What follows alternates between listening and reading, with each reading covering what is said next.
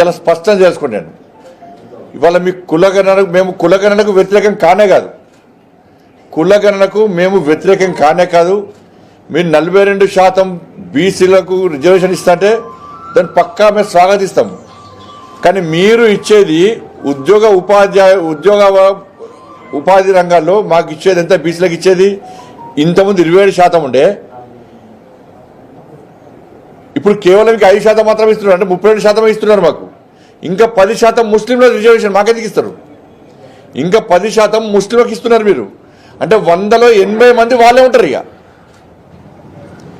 ఇవాళ మీకు జనగణన తప్పు అని ఎందుకంటున్నామంటే ఇవాళ 3,90,00,000 రేషన్ కార్డులు ఉన్నాయి, ఆధార్ కార్డులు ఉన్నాయి. 3,90,00,000 ఆధార్ కార్డులు ఉన్నాయి.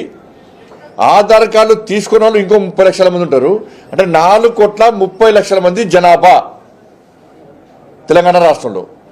సరే, ఇంకో లెక్క చూద్దాం. ఎన్నికల కమిషను 3,30,00,000 ఓటర్స్ ఉన్నారని చెప్పారు. 3,30,00,000 ఓటర్స్.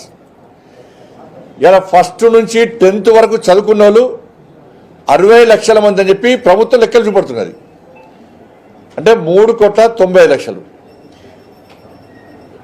ఇప్పుడే పుట్టిన వాళ్ళు, ఒకటి చదువుకుని రాని వాళ్ళందరూ కూడా వాళ్ళు ఒక 30 లక్షలు ఉంటారు. అంటే ఆ లెక్క చూస్తే 4,30,00,000.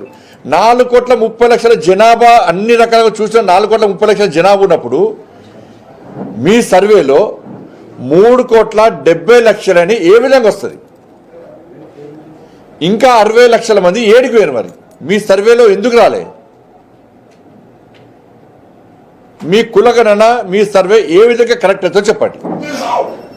అధికారిక లెక్కలు చూసినా, అనధికారిక లెక్కలు చూసినా కూడా 4,30,00,000 వస్తున్నది. కానీ మీ లెక్క మాత్రం 3,70,00,000. మిగతా 60 లక్షల మంది ఏడికి పోయారు. వాళ్ళు ఎస్టీలా, బీసీలా, ఓసీలా, ఎవరు వాళ్ళందరూ? మరి మీ లెక్క కరెక్ట్ ఎట్లయితుంది? ఇవాళ కేసీఆర్ గారు సమగ్ర సర్వే చేస్తే హిందువుల మొత్తం బీసీల జనాభా ఎంత అంటే 51%. ఇవాళ మీరు సర్వే చేస్తే 10%, మీరు సర్వే చేస్తే 46% వస్తున్నది బీసీ జనాభా. దానిలో ముస్లిం కలిపితే 56% అవుతున్నది. మరి కేసీఆర్ ముస్లిం మాట్లాడాలి. మరి హరీష్ రావు గారు, కేటీఆర్ గారు ఇదే అసెంబ్లీలో, ఇదే ప్రభుత్వాన్ని ప్రశ్నించిన అసెంబ్లీలో, మేము మా సర్వేలో 51% బీసీల జనాభా అయితే మీ సర్వేలో 46% బీసీల జనాభా ఎట్లయింది అన్నప్పుడు ఆ రోజు ఈ ముస్లింల ప్రస్తావన ఎందుకు తీసుకురాలి మీరు అసెంబ్లీలో? అప్పుడు ప్రస్తావన తీసుకురారు, ముస్లిం ఇష్యూ రాదు. కాబట్టి తెలంగాణ రాష్ట్ర ప్రభుత్వం బీసీలకు ఇచ్చే రిజర్వేషన్ ఎంత అంటే ఇవ్వాలనుకుంటున్నటువంటి రిజర్వేషన్ ఎంత అంటే 32%. ఉపాధి వర్గ రంగాల్లో మాకు ఇచ్చేది, బీసీలకు ఇచ్చేది 32%. అంటే 5% మాత్రమే ఇస్తున్నారు. మేము పక్కా వ్యతిరేకమే. మేము 100% ముస్లింలను బీసీలో చేర్చడానికి పక్కా వ్యతిరేకము. ఉన్నారు ఇప్పటికే దివుదేకుల కులాలు ఉన్నారు, కొన్ని కులాలు 2 కులాలు ఉన్నాయి. వాళ్ళు మొదటి నుంచి కూడా దీనిలో లాభం పోతున్నారు. వద్దన్నాం ఏమైనా? గుజరాత్ ఇస్తలేరా, మధ్యప్రదేశ్ ఇస్తలేరా?